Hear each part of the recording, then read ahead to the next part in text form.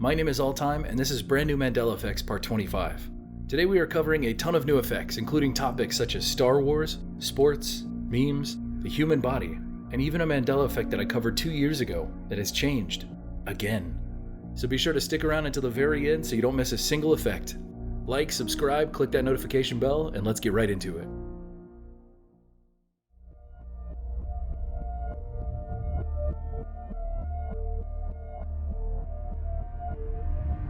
Let's kick off today's video with a Mandela effect regarding the human body. Humanity understands the inner workings of the human body, thanks to all of the medical professionals who have studied the human body for hundreds and hundreds of years. What would you think if I told you that there is a new organ inside of your body that was just recently discovered? If you heard this, I'm sure some of you would think, how's that possible? Or possibly, if that's true, then that new organ must be pretty small and very well hidden to have gone undetected for so long. Well, surprise, surprise. That new organ is real, and it isn't tiny, and it isn't hidden, it's huge. In fact, so huge that it is the largest organ in the human body. It's called the interstitium, a previously unknown organ and one of the biggest organs in the human body. It's a massive network of dense connective tissue and fluid-filled compartments throughout the entire body. According to scientists, this is now a full-fledged organ that somehow no one had ever stumbled upon before. This next fact completely blew my mind. The interstitium is actually bigger than your skin, which has forever held the title of the largest organ in your body. It is absolutely incredible to me how no one had ever noticed or discovered this before. So what do you think? Somehow we all believe that our skin was the largest organ in our body, and now it turns out that that isn't true. There has apparently always been another organ that's even bigger. There are a ton of articles about this as well as medical papers on this if you want to read more. It's a really fascinating thing to look at. Let me hear all of your thoughts on this crazy and mind-blowing change in the comments below.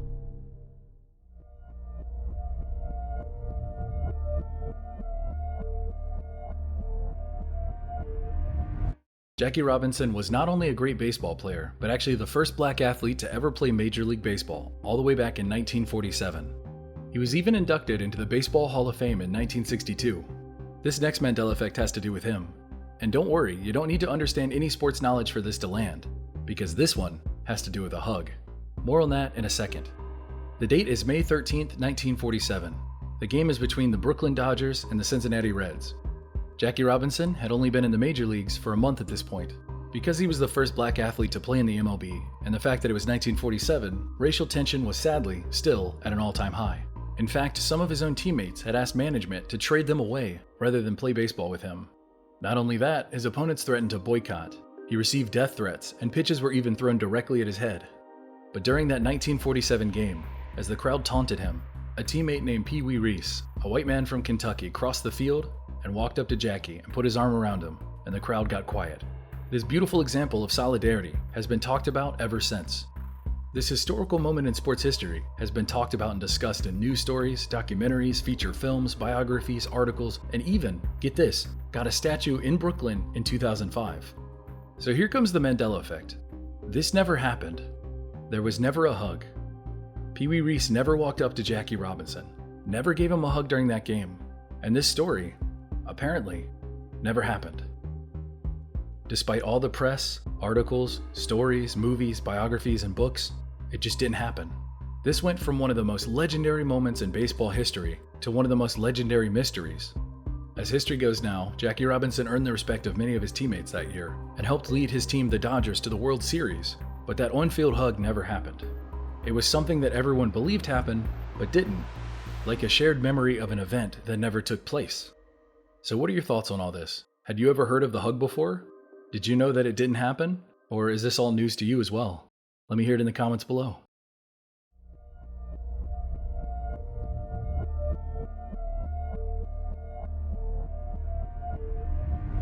In all the time that I've been doing this, I have covered a ton of Mandela effects on my channel, but never before have I had a Mandela effect spawn from a meme. That's right, today we are looking at least to me, the very first meme video Mandela effect. So let's see if you've heard of this meme before, and later I'll tell you what apparently changed. There's a great video which started on TikTok but eventually spread all over the internet of a cat accidentally stepping on piano keys and panicking. And every step that that cat takes to get away from the sudden noise creates a new startling noise, and the cat is panicking even more. This video was released in 2020, and there's a good chance that you've seen it. It's funny, everyone loved it, shared it, and moved on to the next meme. I don't know why this recently popped back up into the zeitgeist, but it's back now and people have noticed something weird about it. So much so that internet sleuths have been looking for an alternative video because this couldn't possibly be the original. I'm going to show it to you now, so watch carefully and tell me if you notice anything different about it.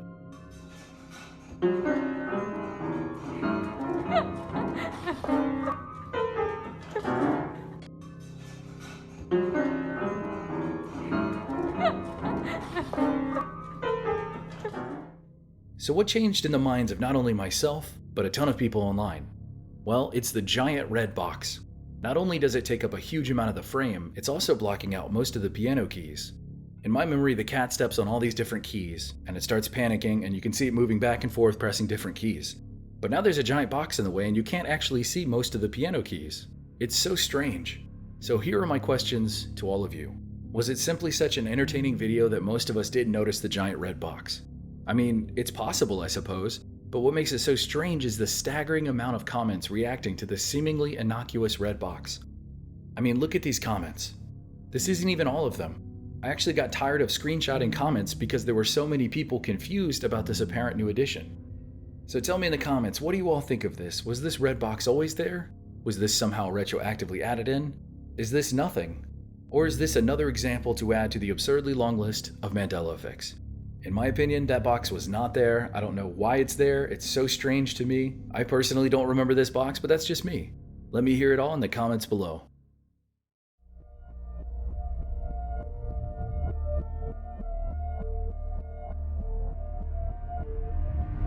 Let's talk about a new Star Wars Mandela effect that has a lot of fans fighting amongst each other. This particular Mandela effect comes from Star Wars Episode 4: A New Hope. There is a very memorable scene in the movie where Luke, Leia, Han, and Chewie are all trapped in a room filled with garbage and water. If you've seen Star Wars, you know the scene. Eventually the walls start to close in with the intent to compress all of the trash along with our heroes. Now during this scene, Luke is constantly calling out for C-3PO to help rescue them. Eventually he gets through and yells at C-3PO, "Will you shut up and listen to me?" and blank. What is it that Luke says here? "We've had some problems." Will you shut up and listen to me? Shut down all the... Is it shut down all the garbage mashers on the detention level? Or is it shut down all the trash compactors on the detention level? Which do you remember?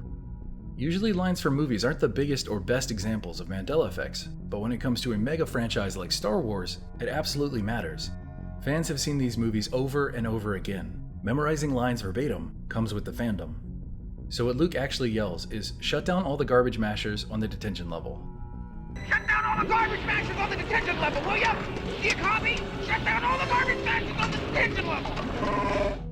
Is that what you remember? This may seem like a small thing, but apparently a lot of people online completely disagree with this quote. Now here's where things get weird. If you look up the scene on YouTube, most of the videos still have the incorrect title of Star Wars Trash Compactor Scene. Now this could obviously be a human error, but it's strange that video after video makes the same mistake in the title. Luke never says trash compactors, he says garbage mashers, a very different and distinct thing. It's almost as if the line has somehow changed from what people remember. Let's get into the comments. Just as expected, it's filled with people confused as to why this line is now different. You know it's a good one when you see dozens of comments across multiple videos saying, "Is this a Mandela effect?" That is my favorite thing to read in a comment section. Which leads to the question, was it altered at some point? Was it changed on the DVD or the Blu-ray release, or did George Lucas or Disney make this change? And if so, why? Remember that George Lucas changed his movies a lot after they were already released. It's this weird perfectionist streak that every artist suffers from. No piece of art is ever good enough, it can be better. Just a little tweak here, a couple of changes there. Because of this, it's totally possible that there could be a version out there with the original line of trash compactors. But as far as I or anyone else can find online thus far, Luke has always said, "Shut down all the garbage mashers on the detention level." So I'd like everyone out there to go check your VHS tapes, your DVDs, your Blu-rays, your streaming, just check and see if you can find the different one, because no one's been able to find it yet. It's really weird. So here's my question for you. Is this a Mandela effect? As in this line has somehow, for some reason, changed? Or is this the case of a lot of people misremembering and misquoting this line for decades? Anything's possible, but I leave this decision in your hands. Let me hear it in the comments below.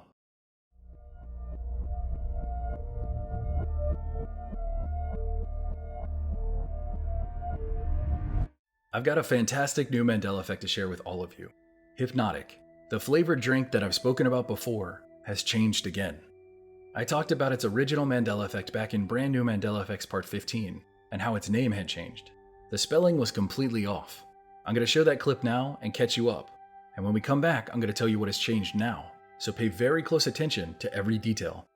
Alcohol is consumed all over the world, and with so many manufacturers, it can be hard to really stand out and get your product noticed. The newly created vodka, cognac, and fruit-flavored brand Hpnotiq was created in 2001, and it found it by creating a liquor that literally sparkled. Shaking up a bottle of Hpnotiq created a glitter-like sparkle effect that became an instant hit. In fact, that's the only reason I personally know of Hpnotiq. A friend saw it on a shelf and bought it, and no doubt, the sparkle makes it very memorable. And honestly, you can't say that about most liquors. So here is where the Mandela effect comes in. If you have ever had this drink before, or purchased a bottle of it, or simply seen it on a store shelf, the sparkle, the design, the name, it's all very memorable. So here's the question, how is Hpnotiq spelled? Is it spelled Hypnotic, Hpnotiq, or Hypnotic? If you're like me, you remember it being Hypnotic, with a Y and a Q. And that's understandable. It's a slight spelling variation of the word hypnotic so that they could trademark the name. But you'd be wrong, it's actually Hpnotiq, with that really strange spelling. That spelling is absurd. Not just in the sense that it's purposefully confusing, but it's a pain on the eyes. I've seen this drink hundreds of times. I've even held the bottle in my hands on multiple occasions. This is absolutely something I would have noticed. But here we are. Has Hpnotiq always been spelled like this, or is this another example of the Mandela effect? Let me know. Now that you're up to date with what I said then, this will more likely blow your mind. Hpnotiq is no longer shiny. It doesn't sparkle. It doesn't have that beautiful glitter effect anymore. As of now, it is just solid blue. How is it that I made an entire video segment on this drink? And not only did I somehow not notice that the drink didn't sparkle, but not a single commenter noticed either. That video has 119,000 views as of right now. In all that time, with all of the people who commented that they were bartenders and they made Hpnotiq drinks all the time, or that they love drinking this, or that they used to party all the time, etc., how is it that no one noticed? In fact, the first comment to mention that it doesn't sparkle, or hasn't ever sparkled, was from 9 days ago. Here's that comment. Not a single comment before this one, in the 2 years since this video has been released, has said otherwise. And I know this because I checked. In fact, I looked up every term I could think of in the comments. Sparkle, shine, shimmer, glitter, shiny, nothing. Something very similar happened in my last video. I went back and looked at my favorite Mandela effect from a video I made 3 years before. The changes that had happened since I first talked about it were unbelievable. And here we are again, where I have a dedicated video segment on a topic that has now changed. This means that the research that I did, the script that I wrote, the audio recording of me reading that script, and the images I used are now retroactively wrong. I'm honestly not even mad. I'm amazed. When I made that original video, I obviously believed that Hpnotiq sparkled. I included not just my voice mentioning that point, but also what I thought were photos that showed that. I even added glittery blue backgrounds to further represent the shimmer. I also specifically remember going to my favorite liquor store downtown when I first heard this drink's name had changed and checking for myself. So, what is going on here? Let's get to the bottom of this. First up is the idea that maybe I was mistaking this for another sparkling drink. Upon doing some research, I found a French drink called Nouveau Sparkling Liqueur. Apparently this was the first drink to sparkle like I remember Hpnotiq sparkling. This bottle was modeled to give off a perfume-like design, and originally displayed the words "For Her" on it. I have never heard of this drink before, and there is no way that I could have mistaken this drink for Hpnotiq. Besides, look at the color, it's completely different. Next up is a drink from Hpnotiq themselves called Hpnotiq Sparkle, released in 2014. I can't make this stuff up. I'm looking for a sparkly bottle of Hpnotiq that apparently doesn't exist, and now there's a specific sparkling variant of Hpnotiq. At first I thought, mystery solved. That is, until I saw the bottle. Not only does this bottle have a different branding and look to it compared to regular Hpnotiq, it also isn't sparkly. There's no glittery shine to it. It's simply bubbly, like champagne. The sparkle of Hpnotiq Sparkle is carbonation, not glitter or whatever it was that made it sparkly like a lot of us remember. We are 2 for 2 right now, so maybe this next and final answer is the one we're looking for. In 2015, a brand named Hypnotiq was released. Now this stuff was sparkly from what I found online about it. Apparently, it was discontinued for unknown or undisclosed reasons between 2019 and 2020. If I had to guess, you were straight up drinking glitter. So is it possible that everyone that remembers Hpnotiq being shiny, myself included, was actually thinking of Hypnotiq? I really don't know, and I can't answer for everyone. Personally, I had never heard of or seen this brand before today, and looking more into it, the colors available for Hypnotiq were dark purple and later on red and orange. There wasn't even a blue shade, let alone a light blue shade. So I spent hours looking into this because I get super obsessive over things that really interest me, and I found this really neat. There's an article by mash.com about the untold truth of Hypnotiq shimmery liqueur. This article goes on to describe the history of this drink, as well as show off a ton of amazing photos of this beverage. I wonder if it was any good. Let me know if you had this before it was removed from the market. Anyway, the 2022 article goes on to, strangely enough, mention Hpnotiq of all things, a brand that was apparently never shiny. So why was it brought up in an article about this shiny drink? Unless perhaps the author, for some reason, in their mind, associated Hpnotiq as a shiny drink as well. In fact, it was totally unrelated to Hypnotiq, as both targeted different demographics. Gen X for Hpnotiq and Millennials for Hypnotiq. Not to mention Hpnotiq came out in 2001 and Hypnotiq came out in 2015, a full 14 years later. I don't see how or why these two disparate bottles would be compared in an article, but they are. The article goes on to say, Hypnotiq Shimmering Liqueur was the first shimmering liqueur specifically designed for the American market. Before Hypnotiq, there were a few smaller and lesser known drinks like France's Nouveau that had a much subtler effect. Although liqueurs like Hpnotiq capitalized on bright and bold drink flavors, Hypnotiq was the first brand to not only combine the two, but to really strive for a drink that looks like pure glitter. So already, I would pause. How did Hypnotiq combine the two? Hypnotiq launched as a glittery dark purple drink. Hpnotiq was a bright blue drink that was apparently never glittery. They are completely different. One is dark and shiny, and one is bright blue and apparently not shiny. Where is this association coming from anyway?